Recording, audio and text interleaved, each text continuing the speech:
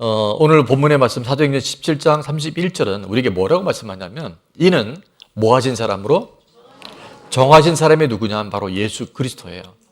구약에 300번 넘게 예언되어 있는 메시아 그리스도, 정하신 그 한 사람으로 하여금 천하를 공의로 뭐한 날을 심판할 날을 이미 작정해 놓으시고, 이에 그를 죽은 자는 바로 십자가를 말씀하고요, 다시 살리신 것으로, 다시 살리신 뭐라고요? 부활입니다. 자, 그래서 십자가와 부활의 역사적 증거와 사실을 통해서 모든 사람에게, 다 같이만 있습니다. 모든 사람에게 믿을 만한 증거를 주셨음이니라 하니라. 아멘. 자, 이것도 중요한 것이 바로 증거예요. 이 증거가 분명할 때 예수님이 정말 살아계신 하나님 맞고요, 그분의 부활이 실제인 줄로 믿습니다. 자, 십자가와 부활은 모든 사람이 믿을 만한 증거입니다. 아멘. 이거는 역사학자들도 그 누구도 넌 크리스찬들도 인정할 수밖에 없는 게 바로 십자가와 부활의 사건이라는 거예요. 자, 화면에 한번 같이 읽을게요. 예수님의 부활은, 시작. 예수님의 부활은 진짜이기 때문입니다. 예수님의 부활은 인류 역사상 가장 중요한 사건이기 때문입니다. 아멘. 부활은 진짜입니다. 부활은 진짜입니다. 이따가도 말씀드리겠지만 부활이 진짜이기 때문에 엄청난 변화들이 일어나는 거예요. 있을 수 없는 BC와 AD가 바로 예수님의 십자가와 부활을 통해서 완성되게 된 줄로 믿습니다. 자, 그래서 그 증거를 주신 이유, 왜 증거를 우리에게 이 모든 사람이 믿을 만한 증거를 줄 수밖에 없었는가?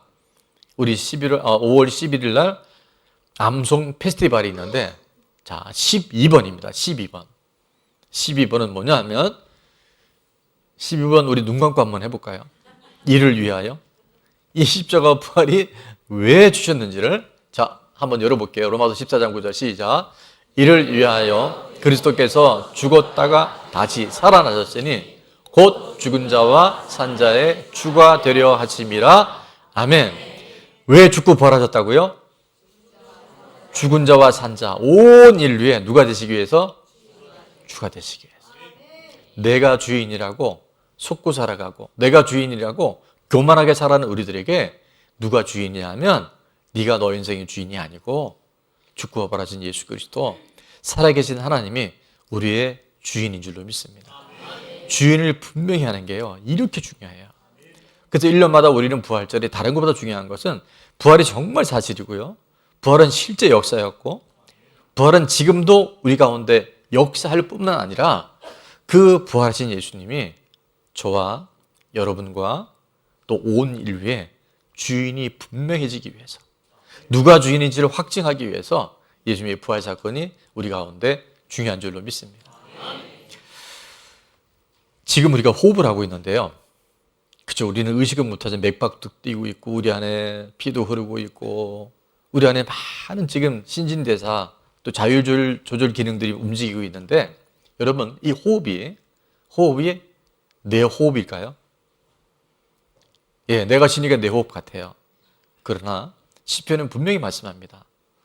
그 코에서 호흡이 끊어지면 당일에 흙으로 돌아가는 게 인생입니다.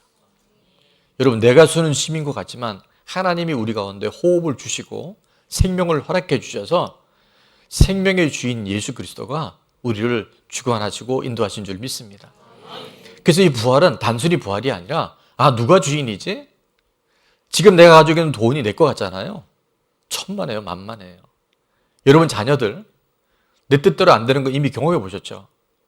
주인이 분명할 때 주인이 그 모든 것을 이끌어 주시고 인도해 주시고 책임져 주세요. 근데 주인이 분명하면 우리가 대혼란 속에서, 무지서 속에서, 미혹 속에서 끊임없이 잘못된 것을 따라가다가 우리 인생이 그렇게 허망하게 끝날 수 있는 거예요. 그래서 이 부활은 우리가 단순히 지식적인 것이 아니라 실제가 되어주고, 오늘도 그 주인이 분명해질 때 우리 삶의 모든 방향과 우리 삶의 목적이 단순해지고 분명해지는 줄을 믿습니다. 원래 우리는 하나님과 하나님의 형상을 따라 지음받았고 영원토록 함께 살 존재로 우리가 만들어진 건 아시죠? 근데 왜 우리가 지금 이렇게 100년, 오래 살면 120년 병들고 나이 들어서 다 죽냐? 원래 인류에게 없었던 죽음이 왜 들어왔나? 그것은 바로 죄 때문에 들어왔잖아요. 자, 하나님은 우리에게 다른 동산에 있는 것은 다 먹고 영원히 살 수 있도록 만들어 놓으셨는데 딱 한 가지, 하나님의 절대 주권에 대한 부분만큼은 절대 하나님께서 그 영역을 침범하지 말라고 만들어 놓으신 거 있었어요. 그것이 바로 창세기 2장 16절에 보면 여호와 하나님이 그 사람에게 명하여 이르시되 동산 각종 나무의 열매는 내가 뭐하게 먹다고요? 임의로 먹되. 임의로 먹는다는 건 네가 마음대로 먹어도 돼. 죄가 들어오기 전에는요, 모든 것들이 하나님께서 허용하시고 모든 것이 다 열려 있었고, 그때는 뭐가 없었냐면 죄가 없었기 때문에 뭐가 없었다면 죽음이 없었던 거예요. 죽음이 없었던 우리들 안에 왜 죽음이 들어와서 이렇게 우리 인생이 허망하게 때로는 두려움 속에 살아가는지. 그래서 모든 것은 네가 마음대로 먹되. 자, 18절은 17절은 다 같이 있습니다. 시작. 선악을 알게 하는 나무의 열매는 먹지 말라. 내가 먹는 날에는 반드시 죽으리라 하시니라. 아멘. 그래서 이 선악을 알게 하는 나무를 먹는 순간 우리는 어떻게 되냐면 반드시 죽습니다. 이따가도 이 말씀을 드리겠지만 왜 하나님께서 이 죽음에 대한 말씀하셨냐면, 자, 죽음에는 다시 한번 정리를 할게요. 세 가지 종류의 죽음이 있다. 첫 번째는 따라서 하면 육적인 죽음. 예, 우리가 육체적인 죽음이 반드시 오잖아요. 또 하나는 뭐냐면 따라서 영적인 죽음. 그것은 바로 하나님과의 끊어짐, 단절을 말하고요. 세 번째는 따라합니다. 영원한 죽음. 그건 뭐냐면 하나님과의 분리예요. 영원토록 하나님과 단절돼서 분리되라는 것이 바로 지옥입니다. 그래서 이 모든 것들을 방지하기 위해서 하나님은 하나님과의 끊어짐을 우리 가운데 막기 위해서 이 선악과를 먹지 말라고 말씀하셨어요. 그래서 우리에게 이 자유의지를 주셨고 지금도 선택할 수 있는 권리를 호흡하는 동안 우리에게 허락해 놓으셨어요. 자, 근데 어떤 문제가 생겼냐? 이 죄가 들어오는 결정적인 단서는 사단이, 옛뱀이 창세기 3장 5절에 죄가 무엇인지를 딱 우리에게 쓰기를 박아놓는데, 그게 뭐냐면 너희가 그것을 뭐냐면 선악과죠. 먹는 날에는 뭐의 눈이 밝았냐면 하나님처럼 영의 눈이 밝아져. 이게 죄의 눈이 밝아지는 거거든요. 눈이 밝아져서 누구와 같이 된다고요? 네가 하나님처럼 될 수 있어. 절대 주권이, 네 인생의 주인이 하나님 아니야. 그분 엄청 잔소리 많고 복잡한 분이야. 네가 네 인생의 주인이 돼서 네 마음대로 살아갈 수 있어. 선과 악의 기준이 너야. 네가 선한 거면 선한 거고 네가 악한 거면 악한 거야. 동성애가 죄가 아니면 죄가 아닌 거고, 동성애가 자유라고 생각하면 자유인 거야라고 이렇게 지금 사단이 인류 안에 들어와버린 거예요. 옳고 그름의 기준이 누구한테 있냐면 하나님께서 옳으신 것이, 하나님께서 말씀하신 것이 진리인 줄 믿습니다. 하나님 우리 가운데 허락해 놓은 것이 생명이고 진리고 길인 줄로 믿습니다. 근데 사단은 그걸 지금 계속 우리 속이는 거예요. 네가 주인 돼서 네가 하고 싶은 대로 하라는 것이 그게 좋은 거야. 그게 선한 거야. 그래서 사단이 보십시오. 네가 그것을 먹는 날에 눈이 밝아져서 네가 네 인생의 주인이 되는 거야. 모든 것은 네가 결정하는 거야. 그래서 지금 이 사단이 일어나서 우리 인생이 이렇게 허망하게 떠내려가고 있는 거예요. 그래서 저는 죄가 무엇인지를 알아야 되는데, 죄란 첫 번째입니다. 피조물인 인간이 창조주 하나님이 되려는 거예요. 이게 바로 근원적인 죄입니다. 거짓말도 죄고요, 도둑질도 죄고요, 살인도 죄인데 더욱 끔찍한 아주 뿌리 죄는 뭐냐면 내가 주인 되어 사는 거예요. 내 인생 내 거지 뭐. 돈 내 돈이지 뭐. 자녀 내 자녀니 뭐. 인생 내 거지 뭐. 여러분, 이게요, 사단이 끝간데 없이 우리를 미혹시키고 혼란시키고 우리 삶을 무질서로 이끌어가는 결정적인 게 뭐냐면 네가 네 인생의 주인이야, 이렇게 하는 거예요. 오늘 이 부활절, 이 예배 가운데 내가 주인 되어 살아가는 영역들이 죽고 부활하신 예수 그리스도 하나님이 주인이심이 다시 한번 분명해지는 은혜가 있기를 축원합니다.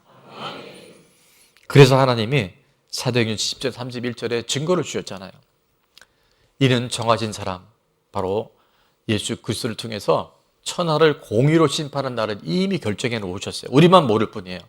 예, 그를 죽은 자 가운데 다시 살리신 것으로, 부활로 말미암아 모든 사람에게 믿을 만한 증거를 주셨는데, 이 증거는 왜 주셨냐면 다시 한번 로마서 14장 9절을 다 같이 선포합니다. 시작. 이를 위하여 그리스도께서 죽었다가 다시 살아나셨으니 곧 죽은 자와 산 자의 주가 되려 하심이라. 아멘. 온 인류의 주인이 바로 부활하신 예수님이고 나의 주, 여러분의 주인이신 줄로 믿습니다. 구약에 무려 300번 넘게 예수님이 이 땅에 오신다 그랬거든요. 죄 모든 문제를 다 해결해 주신다 그랬거든요. 그래서 예수님이 이 땅에 부활하신 결정적인 이유는 주인이 누구인지를 분명해서 따라합니다. 우리를 천국에 데려가시려고. 영원한 하나님 나라에 우리를 이끌어 가시기 위해서 예수님이 부활하시고 주인을 분명히 해놓으신 줄로 믿습니다. 오늘도 우리는 보이는 세상의 전부인 줄 알잖아요. 드러나는 것이 우리 인생인 줄 알잖아요. 근데 보이는 것은 잠깐이고 보이지 않는 영원한 하나님 나라, 영원한 하나님이 주신 영생이 우리 가운데 예비된 줄로 믿습니다. 죽음이 끝인 줄 알고 살아가는 우리들에게 죽음 이후에 영원한 천국과 지옥이 있다는 것을 분명하게 말씀하고 있어요. 그래서 히브리서 9장 27절은 이렇게 말씀하죠. 한 번 죽는 것은 정하신 것인데 그 후에는 심판이 있다 그랬어요. 정하신 사람으로 하여금 심판한 날을 작정해 놨어요. 제가 또 한 번 예언을 합니다. 150년 안에 여러분 다 죽습니다. 나 더 살라 그랬는데 그거 별로 좋은 거 아니에요. 중요한 것은 뭐냐면 우리 인간은 다 죽어요. 반드시 심판받습니다. 그런데 부활하신 예수님을 만난 사람, 부활하신 예수님이 정말 내 인생의 주인이 된 사람은요, 놀라운 턴이 일어나요. 놀라운 반전이 일어나요. 요한복음 5장 22절에서 예수님께서 심판에 대한 문제를 명확하게 해놓으셨는데 아버지께서 아무도 심판하지 아니하시고 심판을 누구에 맡겨졌어요? 정하신 사람, 바로 예수 그리스도에게 맡겨놓으셨는데 24절에 보니까 예수님이 이렇게 말씀하십니다. 내가 진실로 너에게 이르노니 내 말을 듣고 또 나 보내신 이를 믿는 자는 영생을 얻었고, 부활하신 예수님을 내 안에 주인으로 모신 사람은 이미 영생을 얻은 줄로 믿습니다. 그래서 우리 엘리베이터 입구에 딱 들어오시면 나는 부활이요 생명이니 나를 믿는 자는 죽어도 살겠고 살아서 믿는 자는 영원토록 죽지 아니하리니. 옆에 분에게 물어봅니다. 이것을 믿습니까? 그러면 여러분이 이미 영생을 얻은 거예요. 그래서 장례식장에 가보잖아요. 그러면 똑같은 장례식장인데 예수님이 믿는 믿음의 가정의 죽음은요, 물론 슬픔이 있고 애도가 있고 아쉬움이 있고 눈물이 있는 건 맞아요. 근데 뭐가 다른지 아세요? 우리에게는 다시 만날 약속이 있고 소망이 있어요.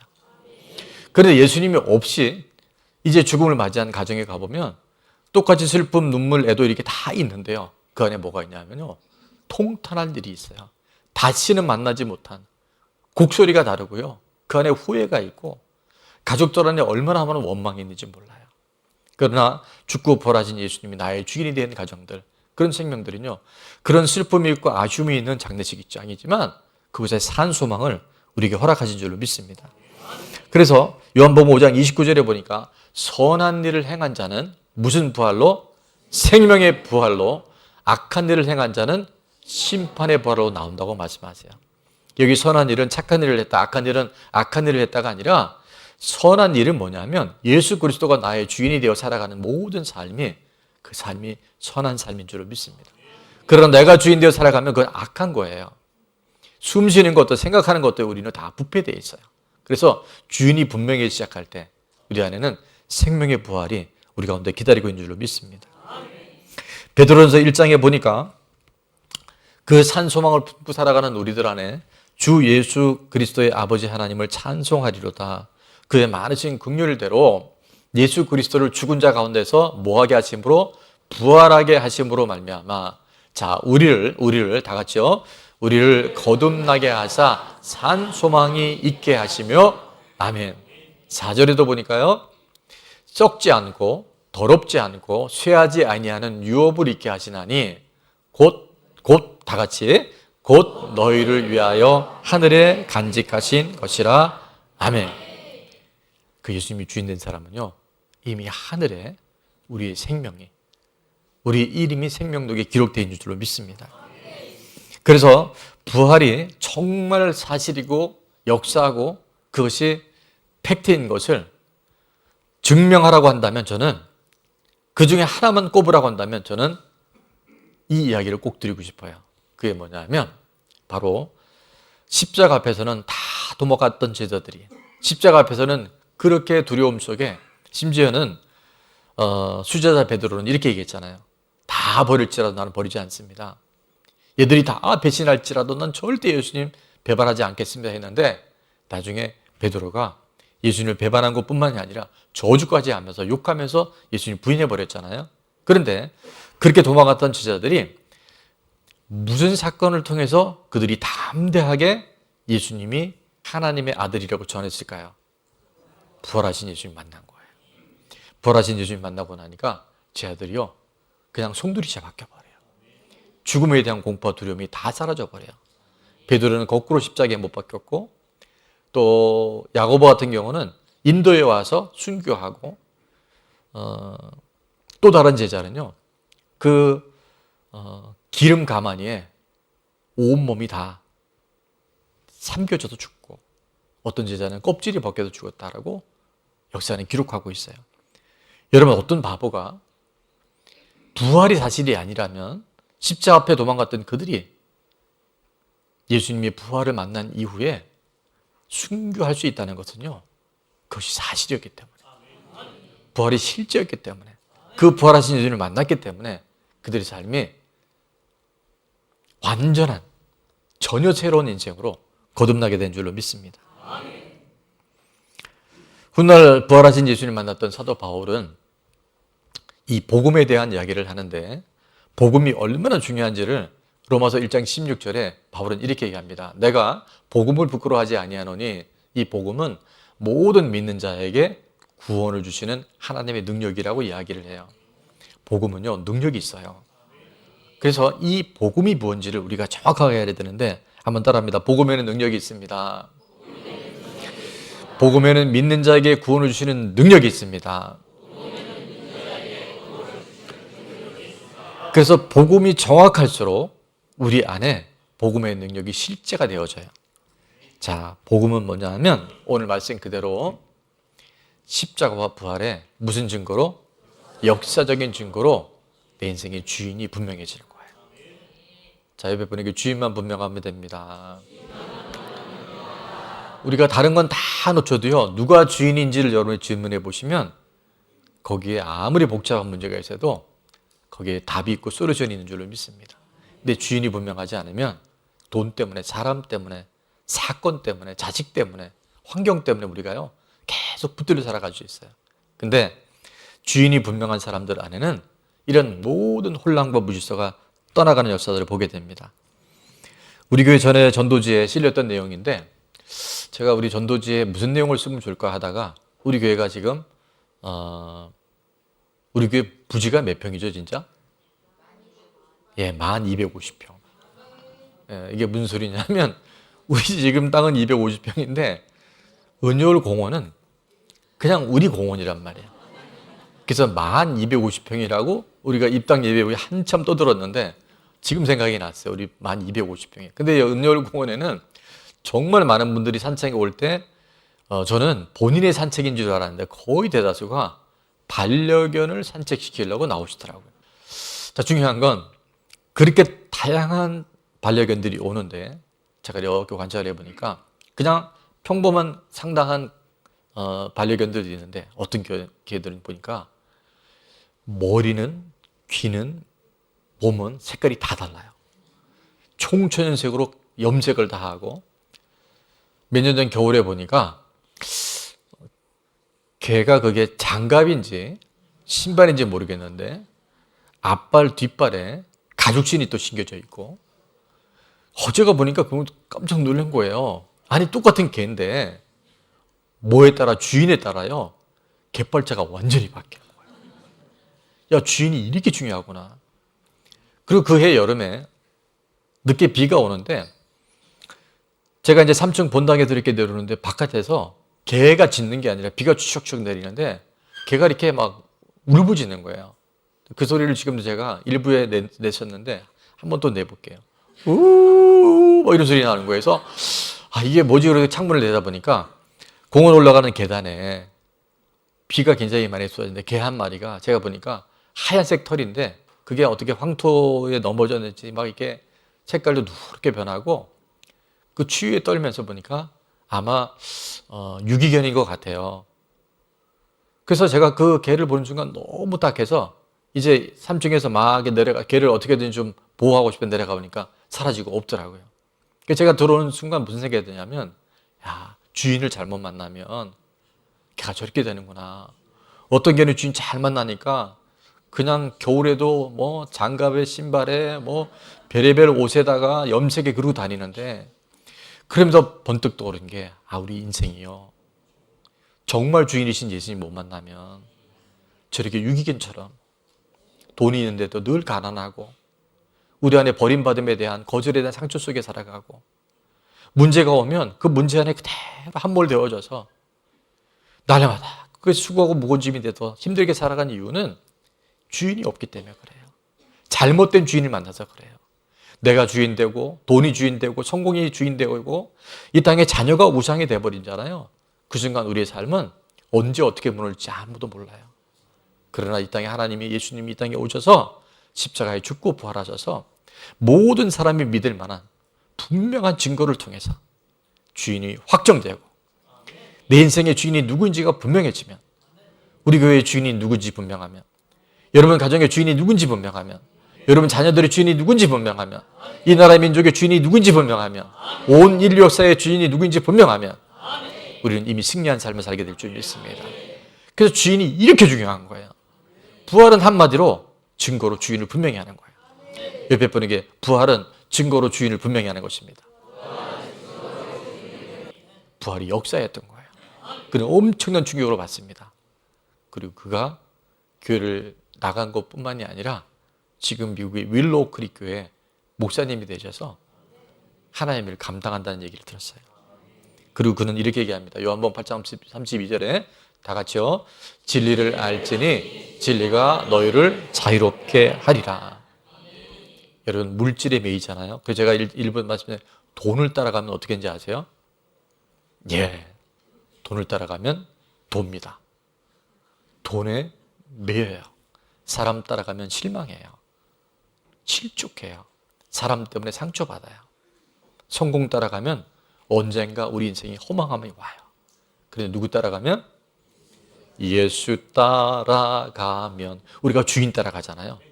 그곳에 고난이 있고 때로는 위기가 있고 예기치 않은 문제가 있어도요, 그 여호와가 목자 되신 그 삶에는 반드시 부족함이 없도록 하나님께서 채워주시고 우리를 회복시켜 주셔서 영원한 하나님 나라, 참된 자유와 희망과 평안을 우리에게 허락하신 줄을 믿습니다. 복음에는 능력이 있습니다. 복음이란 증거로 주인을 분명히 하는 것입니다. 자, 적용 질문입니다. 첫 번째, 자, 복음이란 무엇인가요? 제가 방금도 말씀드렸어요. 옆에 분에게 설명할 수 있으면 좋겠어요. 복음이란, 한번 설명해 보세요. 복음이란, 모르시면 그냥 주인을 분명히 하는 거예요. 복음은 주인만 분명하면 돼요. 아멘. 정신 차리고 누가 주인이지? 이렇게 자꾸 반문해 보시면 답이 나와요. 자, 두 번째 마지막 질문 다 같이요. 내가 주인이 아닌데 주인 되어 집착하고 있는 것은 무엇인가요? 어떻게 내려놓을 건가요? 이번 한 주간 이 나눔을 통해서 다시 한번 부활의 주인공들이 되는, 그래서 나 한 사람이 아니라, 나 한 사람뿐이 아니라 우리 가족 구원과 이웃 구원을 이루는 부활의 산증인들 다 될 수 있기를 바랍니다.